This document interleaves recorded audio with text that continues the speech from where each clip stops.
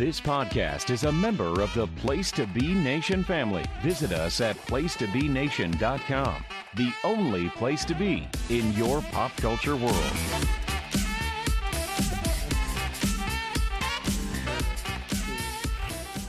Welcome to the NBA Team Podcast. I am Andrew Riche. I am joined by my co-host, Adam Murray. Adam, it's been only 1 week. We're going to have to start pumping these out now, aren't we? Don't even get me started. There's no rest for the weary, I guess. Oh, you're not ready for the grind. You're not ready for the regular season grind like all the other some of the NBA play. We talked that was our big topic, kind of, or one of our main topics on the last episode, about how a lot of NBA players just seem to be very gun-ho. Like, they just don't want to take too many DNPs, and unless there's a legitimate injury, a lot of people are they're getting their stuff in, as in the old wrestling days, you get your stuff in. Like, nothing's really changed in the last week. We've seen some pretty incredible performances individually. Have you seen anything different in terms of approach? If nothing's changed, why are we here again? Well, things always change. Things always change. No, nothing is going to change. As we've had with the last few years, the West will be the West, and we'll just be doing the same song and dance until April. The same MVPs are going to be MVP until, like you said, the DNPs come in. And you heard, well, we got to get the big one out of the way, because remember, we're an NBA Team podcast, so we have to talk about this. There are murmurs. LeBron James will be ready in 2 weeks. So I'm just getting you ready for that, okay? So yeah, 2 weeks, and they've already played 10 games. From that debilitating sciatica, yes. Did you see JJ Redick absolutely go, not nuclear, he actually did the one that I do, which is when I'm mad, I'm quiet. And that's what JJ Redick, he did the passive aggressive responses after the Hawks game where they got blown out. Luka played, Austin Reaves did not. They looked terrible. They looked like they didn't care. And Redick just, like, you could tell he was seething. I'm wondering if he just knows, like, I got a team that could actually go far as it stands, and we can't just be dropping these games. Yes, you can't drop the game because the East are the ones you're supposed to win as seeding, and everything matters in the West, as I've said. Also, he has not been known to be a great defensive schemester. His team is known not to play any defense. So if the offensive flow going, then he's out of answers because he can't get stops. They need the three vanillas at the same time. The big vanilla can only be done when you have all three of them, meaning Doncic, Reaves, and Jake LaRavia, who's had some decent outings. I don't know what Austin Reaves' issue has been, to be honest. I think they're just sitting him so that Luka could get more touches. I just think it's going to be really interesting what happens when eventually LeBron does come back to play, who loses their touches. My assumption is that it's going to be LaRavia. Well, it's going to be Austin Reaves because Luka is going to. Austin Reaves is averaging 30 points and 9 assists a game, Adam. How do you take the ball out of his hands? We talked about this last week. Like, that seems really counterproductive, For the superstar who's returning, that's the way it always goes. Their minutes we'll find space for you. Yeah, okay, so that's when Ayton gets in foul trouble and you move LeBron to the 5. Because Luka, Reaves, and LeBron are all going to get there, in theory, 35 minutes. So, LeBron will, I could play, I'm fine. And it's a shame his career is ending this way. The same way when Kobe's career finally winded down, it was just, he's a shell and he's shooting 40 shots to get 20 points. And he's drained the cap, and he's on a bad team at the end. Yeah, this is just LeBron. It's what a lot of people call empty calorie points. And I got a feeling that might be what happens when LeBron runs his offense. Like, LeBron is one of the greatest crunch time performers of all time. The problem is LeBron going to be like, is he going to have the durability, and is he going to have the talent level now to be able to do that in crunch time? Exactly. Is his body or do you just go to Reaves and Doncic, the younger legs? I would just go to them, But he's not going to, because he's been the focal point of everything his whole career since he was 13 years old in junior high, and he was proclaiming the next big thing. And just now it's, you have the people, even even his ESPN corporate shills are like, yeah, you need to dump him. You need to get rid of him. This team can't do anything with him. Whereas it was, well, that's LeBron thinking. We need to run everything through LeBron first. Yeah. We need to. Now it's just, oh, Well, he's detrimental to the team. and you know what changed my mind about it too? About because I said last show I don't think he's gonna come back till January. You know what changed my mind? I didn't realize this until I saw a tease for it. He's doing a podcast hosted by Amazon Prime. I Yeah. think it's called Mind the Game. You know how that goes. Like Amazon's gonna have their fingers in. It's like, hey, can you debut on one of our games? Like, so Of there's gonna course, be but some sort of some sort of overlap there. all it will take is one Isaiah Stewart game of, oh, that seemed to be a harder foul than usual. It just takes a lot of rough ball with him, and then he's back on the injury block. Because sciatic is not something like Steve Nash said it. He's like, oh yeah, you can't physically move with Hmm. that. So he could take all the injections he wants, but if one little thing Well, a slips or one little sciatic thing nerve happens, is I mean, I don't want to sit here and mansplain, but every person in America knows what sciatic, but like sciatica is the kind of thing where the nerve damage, the pain can go anywhere in the body. Just because you get the shot at the site of the nerve doesn't mean that that's not where the pain's going to be. It's not like a torn hamstring or like a torn back muscle where you can just get the shot and get rid of the pain. Sciatica, it's everywhere. So yeah, what's going to happen when he's doing the John Morant just standing in the corner defense? yeah, now I will Like, say about Morant, he played better. Yes, there's all this dirt sheet stuff coming out about how him and Tomas Solo do not get along. They're not on speaking terms. He's playing well. His numbers are not bad, and he probably had his best individual performance recently against a lowly Mavericks team. But still, like at least he's playing ball. yes, he's playing ball because he's a professional. He knows he has to.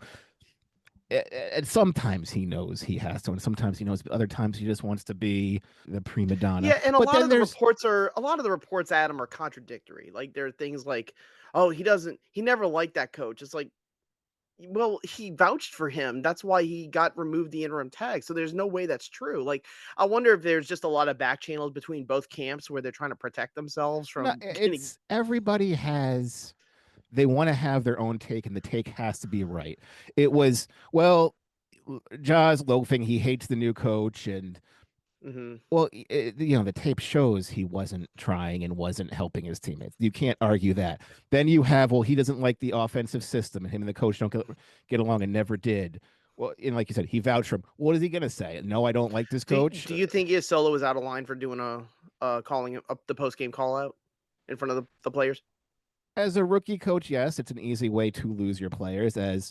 Oh, who was the college coach from Michigan who had a Oh, one John year? Beeline when he was Yeah, in Bayline. Cleveland. He Yeah, called him and a he bunch did of the same. slugs, but he said slugs, but everyone thought he said thugs. And then, like, that leads to my next point of well, there was reports of he was standing up for his other teammates, and then secretly and quietly they're like, yeah, we agree with Ja, but we don't have the power to say anything, and it doesn't create for a good culture No, it if you doesn't. already have bickering within the first week. My biggest concern with Memphis at this point, we always talk about how they always have this infinite amount of depth because they recruit well and they scout well, and Jalen Wells has had good games, and they've had they've had a couple of injuries hit them too. My biggest problem is that Jaren Jackson Jr. with the new contract, he has not played well. He looks like the same Jaren Jackson Jr.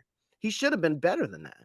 The scheme is different. It's not the same Memphis scheme, so it's like you brought him in, but he has to acclimate to this new He's a screen setter. sort Yeah. of, yeah, and the issue was there's no screens and there's no anything. Kind of like people are, well, Miles Turner went to Milwaukee and he's having the worst numbers of his career. Well, yeah, because Yeah. it's different playing with a point guard who will just alley oop to you, and then you're playing with a power forward who has to have the ball all the time. I have to do a defense on Miles Turner. His game is unique, and I know he only played for one team his whole career before Milwaukee, but there were stretches in Indiana, and you know what I'm talking about, where his stats do not look great, but he has a huge impact on the game. And that's You like, know, I have, if you've watched enough of Milwaukee, you notice him there. So agree with you. Yeah, the box score doesn't always say everything. And those I who, question him throwing so much shade at Indiana. I understand his feelings were hurt about getting lowballed in the free agency, but can we just let it go? No, because he didn't want to leave. This I is mean, just they do the one big. tribute video, and he basically blew it off. Well, because they booed him. It's really classless by the fans, and all the media people are calling like, what are you doing? Like, why would you do that? He Yeah. didn't want to leave. It was the owner who says, I don't want to pay him, and then another team Simon. swooped in. Yeah. He didn't like play them against each other. He wasn't crying or anything. It wasn't anything like that. It was just that he did a motion where he like looked like he had a book in his hand and he closed it, meaning like, I closed this chapter, I'm Yeah, opening a new one. it would again, if you have people booing you for their little like no reason to do so, and you have a crowd just sitting there being like, why? Okay, you're showing this tribute. You know who was It should playing be his ass emotional. off, and you know who was playing his ass off in Game 7 of the NBA Finals when everyone knew they were going to lose? Miles Turner. He was the one playing for the Pacers. So Yeah, yeah, they shouldn't be booing him like that. it's I like the agree with that. Boston Celtics with Kyrie. Like they're still booming, and he's like, he even said, I've he's been like, to yeah, two you know different what? stops at this point. I've been to 2 different stops. I was young back then. I Yeah. understand what I did was a young person thing. I've closed that chapter. But fans are like, we don't forget that. So it wasn't Turner's fault for he didn't abandon. It wasn't the Kawhi like Toronto where, will you give me more? Will you give me more? Will you give me more? It wasn't was it Paul Millsap?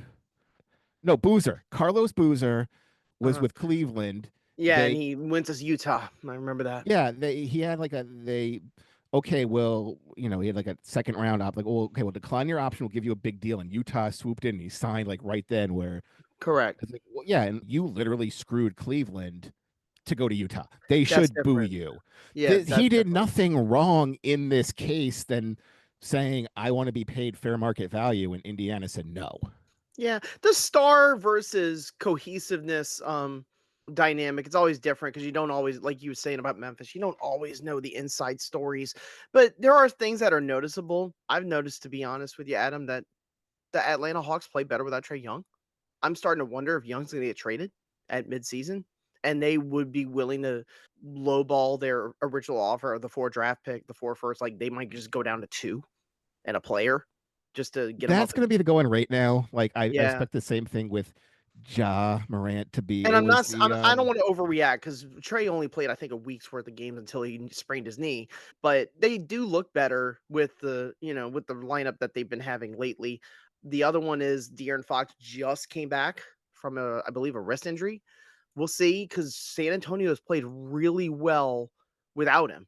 And now Castle has turned the ball over a lot. He leads the league in turnovers as the point guard. And I did notice that, they had won all their games leading up to this point, but then they played a game against the Suns where the Suns basically just walled him off on defense. Wembanyama had his worst outing, and the Suns and won the game. who was the wall? Was it Mark Williams? No, it was my guys Brooks and Dunn. Brooks and Dunn. My country duo. Going back to our previews. Ryan Dunn and Dylan Brooks, yeah. You know what, Jordan Ott, maybe not the worst coach of all time. Maybe he might keep his job this time. Well, there's no worst coach of all time. It might be Beeline in Oh Cleveland. no, I was joking. No, what I mean is that there's been a history where Matt Ishbia fires the head coach of the Suns after 1 year. That's not going to happen with Jordan Ott. Clearly, like, he actually has brains. That they actually put together a good game plan against a Spurs. You're paying 2 coaches a ton of money still, so you can't pay 4 coaches now, especially with no expectations. And that's what I believe Kevin Durant said. He's like, yeah, they should have fun in Phoenix this year. There's no expectations on them. But we had it, and it was dysfunctional. The point I was making, though, with that is that for the Spurs, this happens a lot where teams get off to a really hot start and then people make adjustments and you have to kind of go to plan B, or you just have to kind of evolve. And I guess the next evolution for the Spurs is, okay, they're going to try to wall off Wembanyama and prevent his touches. We need more screen set for our guards so they can get open. And hence here comes De'Aaron Fox back from injury. So I don't know if that's going to be a problem for them, but there are guys like Keldon Johnson and Devin Vassell and Julian Champagnie who are just going to get less touches. You did have many takes in there, and let me just go sort of backtrack through all of them. Sure. Number 1, Atlanta. even though Trae is out, they're still the same 500 team they were before. Even when Trae was in, they're still the same 500 team before. They've made major changes, and there's kind of, like we said, some desperation on this team of they need to figure something out. And as much as you may like Trae Young, do you want that 5-year deal on your books? Years 4 and 5 are going to look very Which go ugly, against your youth, yes. and they absolutely know that. Would Trae take a 2+1 to get him back on out of the, on again, another big money deal?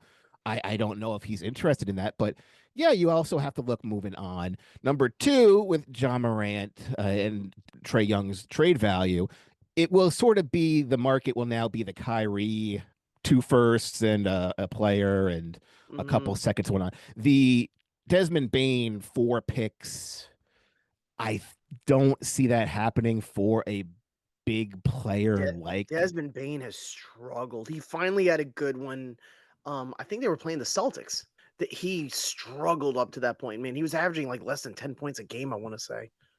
I don't know what's going on. Watching Orlando, what's going on is they are not letting him shoot. Okay. If you watch if you remember Memphis before, it was, you would find him open in the corner. Here, it's just Paolo and Franz Wagner taking all the shots. Jalen Suggs also does not look like he's come back 100% either.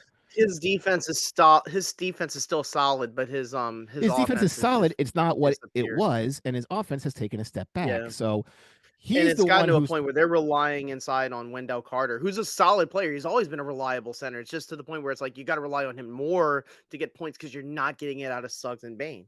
Yeah, and you can't just have Paolo and Franz Wagner taking the shots and really acting like big point forwards the whole game, running everything through them.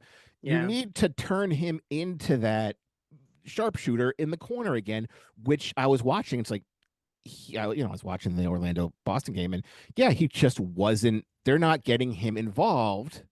My theory there is that this is what happens when you have two guys who create the offense, but they both start at the elbow. Guess what happens? The guy a skip pass or 3 can easily be defended and closed out. That's one of their problems. Spacing. San Antonio, they're back to health now. They'll figure everything out. And as we've said in our previews and everything, the team will go as far as Wemby's health goes, because once he goes out if he goes out for 2 weeks, I can easily see them going 2 and 4 during that stretch quite easily. Yeah, they're and then also remember too, they look like they might be on track for the NBA Cup. Like making the whatever it is, the knockouts. Like I've seen these Friday Amazon games. I can see certain teams that are just motivated for whatever reason. One of them seems to be San Antonio, another seems to be Detroit. Detroit seems to be rolling teams, especially inferior teams. With the NBA Cup, I don't really. It's so hard because I understand that it's nice on Fridays and the ugly courts and everything, but it's hard to follow the knockout stage. It's just, these are 2 random teams playing. Well, what does it mean? I don't know. Detroit, this appeared to be an upset, but it was like, well, it was a cup game, and it's still too young to me, and it's built quite confusingly. Yeah, I do laugh. I do laugh at the notion that there's 3 groups for each conference, A, B, and C. People are calling the one with the Spurs, Nuggets, Blazers, Rockets, Warriors. They're calling it the group of death. And Adam, I know you're a soccer fan. I've spruced up a little bit too in my soccer. We're just regular guys. We talk about NBA religiously, but we're just guys. We're just 2 guys talking like right now. And I have been looking up my sports and trying to look at everything, the whole landscape. I know what the group of death is. It's actually good timing because isn't the draw in December for the World Cup next summer? Where but there's this one group where basically like there's like 4 out of 5 awesome teams are in it and someone's getting knocked out. That's usually what used to be the case when they had 32 teams. You'd have, because it used to be you'd get one, this is the representative from Europe, this is the representative from South America, so you can get the Brazil to go against the Germany to go against the Japan, and just all these different federations are throwing their best team in one group. Now, much like the NCAA tournament, They've expanded it to 48 teams, so there's a Yeah. bunch of first timers in there. Like I want Cape to say, Verde. I was just going to say that I didn't want to jinx You myself see, because I I didn't told know you, they I made told you, I've playoffs. been sprucing up just a little bit, but no, like that is a So tough group. It Cape is. I Verde, mean, but yeah. Cape Verde, just their first time. Do you know anybody NBA wise from Cape Verde? I believe this was on many years ago. We did an episode about it. Sagana Jat. No, Walter Tavares. He played for the Wow, yeah, he played for Atlanta Atlanta Hawks. Hawks, and now he's in Europe, and I think he won a couple championships out there. Cape Verde. That's a So good you have one. people like Cape Verde entering. You have all these like Well, lower here's my schools. point about that. I laugh at Or the group of death schools. in the NBA Cup because, like you said, the NBA Cup, it's borderline irrelevant. And it does have the crazy courts. They have the Las Vegas neutral site, which is kind of cool because it has a different setting and everything. But the Bucks won it. The year before that, the Lakers won it. Nobody cared. It had no bearing on how they Well, did in the the first year postseason. nobody understood it, and they admitted we get it. It was a beta test. Nobody Yeah. nobody understands it. Year two, they tried. I think they need to do it kind of like how European soccer does it or Double worldwide elimination. soccer. They have specific weekends for it, as Hmm. opposed to this is the Friday game. And you'll have random teams play back to back on Saturday with a completely different game. Oh, now this is it. Like we'll say England. Well, this week's the Premier Week. We're doing Premier Week. Next week we're going to do the British FA Cup, where all the British soccer teams and all the leagues go together and have a big tournament. But it's designated specifically for a weekend. You don't throw in a regular season game there. I think that's what NBA needs to do is go, okay, Friday through Sunday, we're only going to do tournament games this weekend. It's a tournament weekend. Yeah. That And way, it's sort of I don't know if this is the case for the whole TV contract, but I know for this specific year it's exclusive to Amazon. So they're like airing most of these games and the knockouts. So like it's kind of like in their little bubble, the ESPN. I mean, I'm not I have YouTube TV. I'm in the mouse hold situation. But so I haven't watched and do you miss ESPN. it? Do you No. really miss No, watching? let me tell you this. So the only thing is like, I know you're originally from Louisiana. You live now in the Northeast. I'm from Louisiana. I still live here. LSU Alabama happened on ESPN because ESPN has an SEC contract. It sucked that I couldn't watch it live, but you just learn to live with it without it, and you just move on to something else. I have there are so many options, Adam, to watch other things as a red-blooded American. Like, what else? I mean, if you take this away from me, don't worry. There's other things I can watch. And we harped a lot on the last show about the coverage and how people are sort of overpraising the Amazon NBC like X's and O's specific stuff. We don't need to go on and on about that, okay? But I do think that ESPN is in a very low at a low point with their reputation. That's definitely I think that's agreeable, you They know. bit off more than it was. I understand is the we need to corner the market and becomes that greed of we need to have the WWF pay per view, we need to have the MMA, we need to have hockey, we need to have basketball, we need to have baseball, we need to have everything. But then you just wind up competing against yourself, and in the end, you wind up losing because we're And it's all throwing. football. It's all generated around football and Monday Night Football. This is very similar, and I am not going to politicize this. Okay, this is not the kind of show. But that's what happened with Jimmy Kimmel. What happened is they said, "Oh, well, we're not going to let you air Monday Night Football if you pull Jimmy Kimmel off the air." Well, guess what? They put Jimmy Kimmel back on the air. So there's going to be a rubber meets the road situation for this, It's where not they come to an political. agreement. It's you have the ABC, ESPN NCAA football contract going against the ESPN contract, going against their NHL contract. Mm-hmm. So, okay, well, you'll see it. Like the LSU game is going to start on ESPN News. Like, what the hell channel is that? Like, I'm not going to go try to Yeah. find that. I'm just Yeah, going to it's when it go gets bumped outside. off. Yeah, it's Yeah, when it gets bumped off because someone goes too long. this is the world we're in now, and then everybody just watches. I'll just follow along on my phone anyways. Like, if I'm not Well, watching it, that's why I kind of like how the NBA is set up now, where they're on Amazon, they don't get interrupted. The one thing I'll say about NBC is that they got their ratings were very good for the first two games because they were on Tuesday night on national TV because they were close. We had a clunker last Tuesday though. It was the Magic and the Hawks, and it stunk. So I mean, not everything's going to be roses and candy for the new broadcast partners. But the whole point of it is that, they're ushering in this new stuff. It doesn't involve Disney. So a lot of people who are being deprived of the Disney programming, I don't think the NBA fans care that much. Remember, their own commissioner said it's a highlight driven league. It's a highlight league. Yeah. And that's what it used to be. What are you doing? You can't just everybody now. Oh, well, you missed the Monday night game. NFL. You can't miss an NFL game. People are like, that's what life is now. We understand these billion-dollar corporations are fighting against each other. Who gets screwed? I get screwed. So it doesn't matter. So for the NBA Cup, you would suggest just a different format where it just feels more exclusive. You have it where you can promote it. This is a special time. Like we take the All-Star weekend and we dedicate the whole week to it. And we stop all. We don't just throw how about games you do the finals of the NBA Cup on Christmas? Or just start off with the NBA Cup, like that will be the first 2 weeks of the season. Is this so that way you can get all the bad basketball? You and I remember this. I hate to cut you off, but when this was just happenstance. It happened because of a lockout. I loved the NBA tipping off on Christmas Day.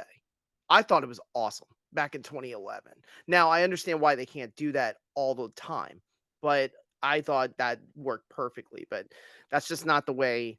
I mean, the NBA has to be 82 games. You can't have the playoffs in the summer and start in December. It's impossible. I understand that. Well, you could push back the playoffs to July. There's no reason that happened in 2021 and the ratings weren't good, so they're not going to do it. Well, that also the times were a lot different back then. But if you strategically move things over, you can. Mm-hmm. Right now, it's the NFL's world. NFL, well, we're going to be on Christmas, and we don't care how bad our product is anymore. You'll still watch it. Yeah, you're kind of right. I'll still follow along. Well, we want to make it 18 games. We want to make it 20 games. We want to have games in Europe every week, and just like, oh yeah, I'll say this about the groupings that I was joking about, because that is a tough group. Now we've had teams that win the championship that don't get to the knockout rounds of the NBA Cup. It's not like, again, there's no ramifications. It's not the end of the world. I'll say this though, divisions. Now I don't know. Did you know that there are divisions in the NBA, Adam? Like technically, it used to be back in the day. If you won your division, you actually got like one of the top 3 seeds in your particular conference. Until they started, one division got so bad and they have a home game. It's like they shouldn't have made that. I remember what happened. There were a couple things that happened, but there was one in particular. The Spurs played the Mavericks in 2006. They had the best records in the West, and they played in the second round. I thought it was the Spurs and the Clippers in 2014. Nuggets Clippers? No, Spurs Clippers in 2015. Yeah, they had I know it was the Clippers. They were both like 59 win teams, and they played in the first round. No, I thought it was you had the winner. I think it might have been Denver. Like you had the winner of the division who had a worse record, but they still got home court. Oh yeah. I think that might have been part of it too. They changed it all. They changed it so that if you just have the best, like we just go by the best record for that conference, and that's just how we see it now. But here's the funny thing: in the divisions, I was just kind of glancing at it because a lot of people have just forgotten about it because again, there's no relevancy to it. It doesn't make a difference in the playoffs. But let me tell you this. In the East, look at this. The Central Division is Detroit, Cleveland, Milwaukee, Chicago, and Indiana. Indiana is 1-8. Four of those 5 teams sit at the top of the East. That's a little crazy, isn't it? Yeah, but they're not going to always be that way. I mean, they're all close will balance out. And we can also mention Chicago's peaked probably early, and then they're running on all cylinders now, which is great and wonderful for them who've been stuck in mediocrity every year for I think their backcourt has been very good. And Josh Giddey, he might be the front runner at this point for MIP. Like he's averaging 9.5 rebounds a game. A guard. And also Trae Jones playing well, and Okoro has kind of found second life there as a reserve. The Bucks have played well. Giannis is still on a tear. We can have that discussion at a later time about how it does feel like there's just like a short handful of people that are going to be in the pantheon in the MVP race by the time we get to April, and I don't think it's going to change. We're already there. You want to just say the 5 names then, Luka, Adam? SGA, Giannis, Wemby, and then we'll throw a 5th MVP du jour. Did you say Jokic? Yeah. Okay. Jokic, SGA, Luka, Giannis, And Wemby. Wemby. Yep. Those are your 5 guys. Not the burger joint. And Cleveland is starting to flex their muscles. Like you said, like they sort of distance themselves in the fourth quarter against Chicago, where, Chicago, they showed some surprise, they showed some spunk, and Cleveland had that game where Donovan Mitchell struggled in the first half, and then the second half he just like went boom, and he averaged, I think he scored like 26 points in the second half. Cleveland's good like that. They're talented like that. And then there's the Pistons, who I think they're just doing it. They're kind of, I don't want to say they're copying the Thunder because they played this way last year, but I feel like Detroit has turned up the physicality. And I think a lot of teams aren't prepared to play a Pistons team that's ready to rough them up. That was what we had said earlier, is we hope they continue to rise as opposed to failing to meet expectations, which happens to a lot of team of, oh, they hit us by surprise because they were so bad for so long. Now all of a sudden they showed up and, well, we figured them out. And a lot of that can be attributed to Cade Cunningham's continual growth. The 2-man game of Cade Cunningham and Jalen Duren is starting to get to the level. I don't want, you know what? I take that back. I don't want to say it's at the offensive level, Jamal Murray and Jokic. That's like a nuclear level when it's hot. But Cade and Jalen Duren are killing teams right now with their 2-man game. And the worst case scenario for Jaden Ivey, who's sitting injured again. Mm-hmm. And which just speaks to the narrative that we talked about how guys are just not sitting because they want to get their reps in and they want to get their minutes in. Especially if you're looking at RFA territory and you saw how brutal it was this past year, and he's just watching his money go, as you could see Thompson sliding over to his spot, and Duncan Robinson hasn't been terrible and has filled in. Beef Stew has been blocked. I don't know where Isaiah Stewart is in blocks, but I want to say he's high. He's somewhere in the top 10. I want to say he was league leading at 2.5 or close to the. He's doing great. Like I was very, Isaiah Stewart's always been known as like I think on the preview I called him a goon, but like a glorified goon. But he is a physical guy who's not in your face. But I didn't take him for a staff, kind of motivated him for in camp or getting into the season. But I mean, Stewart is like determined to like prove he's a good defensive player. I obviously forgot Wembayano, who's obviously number 1. He is. He didn't qualify because he didn't play enough games last year. Walker Kessler's out now. He was going to be up there too, but I don't know what happened to his shoulder. I would have to guess it was a torn rotator cuff. Usually, if you have a torn rotator cuff, that's a season-ending surgery, and that's what happened to Kessler. So it's just going to be Keontae George and Lauri Markkanen the rest of the way. Mean, this is just the Utah way of doing it. Of you held your player too long, he got injured, and I don't think he's part of their long-term future because they would have obviously re-signed him in a second. Do you want to know? Do you want me to give you an anecdote of like where the mindset of the Jazz brass is? No pun intended, by the way. Danny Ainge, I'm literally watching the Jazz play, and they were getting blown out. I think they were playing Detroit or Minnesota. Danny Ainge was in Las Vegas watching AJ Debance for BYU. I understand he went there. I understand he's scouting him, but it's like, don't you want to watch your team play? You know what I'm saying? Like, clearly they're just looking at the draft already. It's not his team anymore. I think Austin Ainge is his son, Austin. I get that. Austin's come in and is already making his mark because Danny would not make those deals. He would, how many assets can I get for anything? But you also have to hit on him, so who will see. Anything else you want to talk about? Not as dominant in the division as the East, but I did want to read out this West division. Okay, it's a funny one because we always laughed at the way geographically the Northwest: Oklahoma City, Denver, Minnesota, and Portland, and then Utah at the end. Portland, that's a feisty ass team, man. Like, they are tough to beat. Like, I watched them play the Miami Heat in Miami. Miami's now speeding things up. Also, my heart goes out to Eric Spoelstra. His freaking house burned down. So that was absolutely awful. But he's still coaching for the Heat, in between. But they had a great game that just went up and down the court. Portland is young. They get a lot of steals. Denny Avdia is awesome right now. That team is tough. And then Minnesota is solid. And Adam, maybe this is the hot take of the day. I think Oklahoma City and Denver, one of those two is going to win the West. I know there's a lot of good teams in the West. I know Golden State's good. I know the Lakers can be good if they play some defense, like we said. I think Oklahoma City and Denver are on a fucking collision course. Wow, what a hot take, you and everyone else.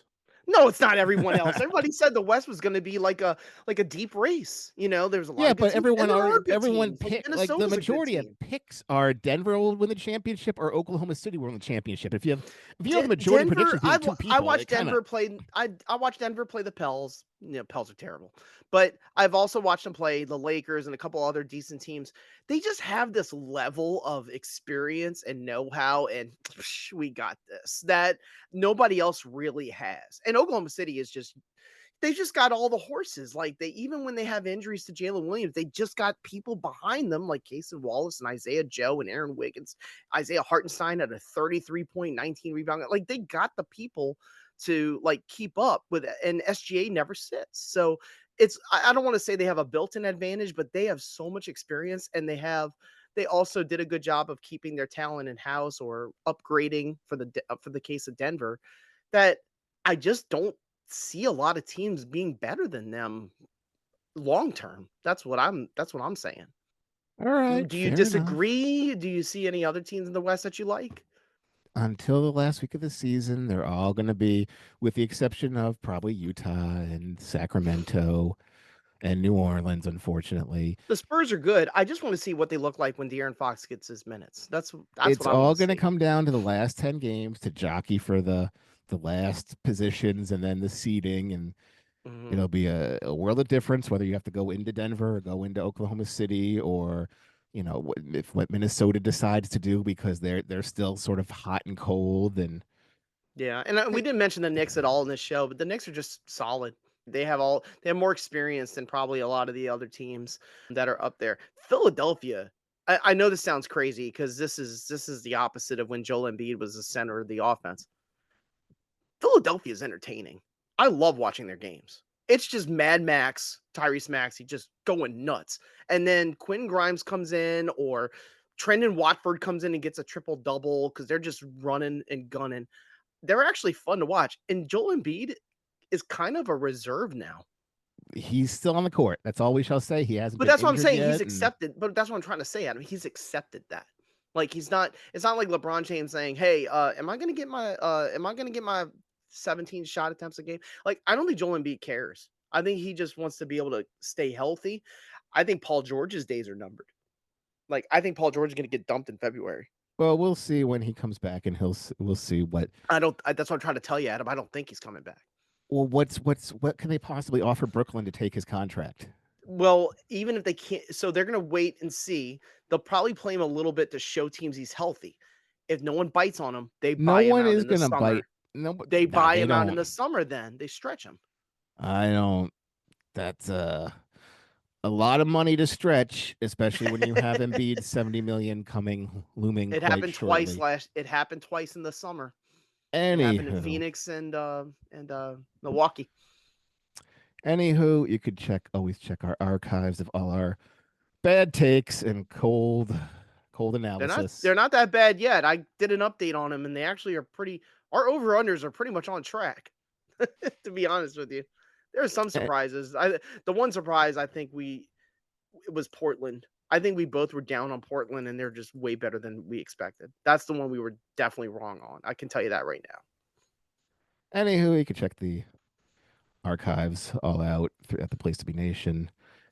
And with that said, we will do it again probably next week. So for Andrew Riche, be back. We'll be talking it all up. For Andrew Riche, I'm Adam Murray. Have a good one. Take care.